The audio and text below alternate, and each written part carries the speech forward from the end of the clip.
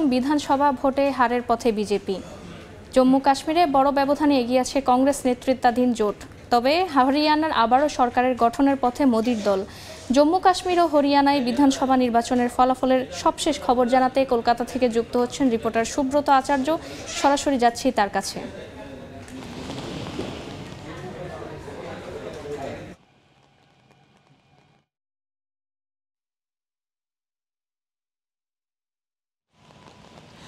দেখুন, সকাল ৮টা থেকে ফলাফল গণনা শুরু হয় এবং প্রথম ১ ঘন্টার মধ্যে হরিয়ানাতে যে ফলাফলের ট্রেন্ড বা আভাস পাওয়া যাচ্ছিল তাতে কিন্তু নিঃসন্দেহে বিজেপি শিবিরে একটি হতাশ নেমে এসেছিল। ইতিমধ্যেই কংগ্রেসের পক্ষ থেকে আনন্দ উল্লাসও শুরু করা হয়েছিল, কিন্তু আস্তে আস্তে ফল গণনার ট্রেন্ড যেদিকে যায় সেটি কিন্তু প্রথম ২ ঘন্টার মানে 10:30টার মধ্যেই ফলাফল পরিষ্কার হয়ে যায় যে আসলে তৃতীয়বারের মতো হরিয়ানাতে আবারও বিজেপি সরকার গড়তে চলেছে।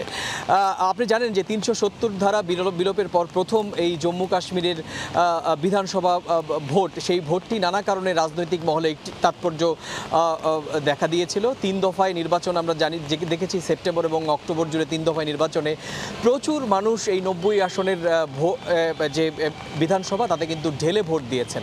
তখনই বোঝা যাচ্ছিল যে মানুষের মধ্যে যে গণতান্ত্রিক চর্চা এবং বোধ, জম্মু কাশ্মীর যে নানা রকমের বিতর্ক, সেই বিতর্ক থেকে বেরিয়ে আসতে চাইছেন। ফলত দেখা যাচ্ছে যে এখনও পর্যন্ত যে ফলাফলের ট্রেন্ড তাতে কিন্তু নিঃসন্দেহে বিজেপিকে ধাক্কা দিয়ে কংগ্রেস এবং ন্যাশনাল কনফারেন্স, এই দুটো দলের যে জোট, এই জোটে কিন্তু জম্মু কাশ্মীরের যে বিধানসভা সেই বিধানসভা আসনে বসতে চলেছে।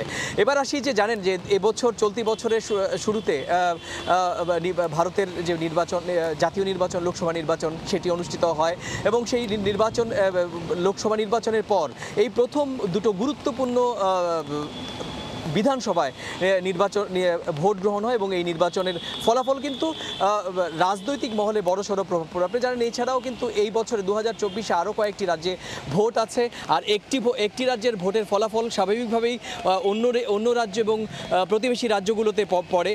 হরিয়ানাতে যেটি হয়েছিল, আপনি জানেন যে হরিয়ানাতে বিজেপির একটি বড় চ্যালেঞ্জ ছিল, কারণ হরিয়ানা থেকেই দেশ জুড়ে যে কৃষক আন্দোলন, সেই কৃষক আন্দোলনের যে মোটিভ, সেই মোটিভটা তৈরি হয়েছিল এবং যে কারণে নির্বাচনী প্রচারণা আমরা দেখেছি যে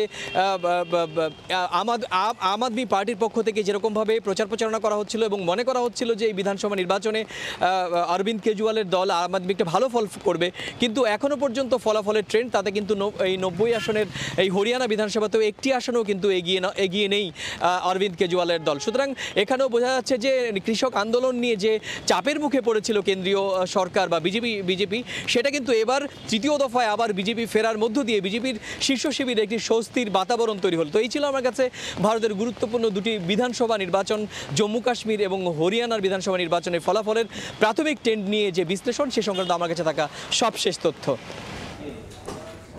সরাসরি যুক্ত ছিলাম ভারত থেকে।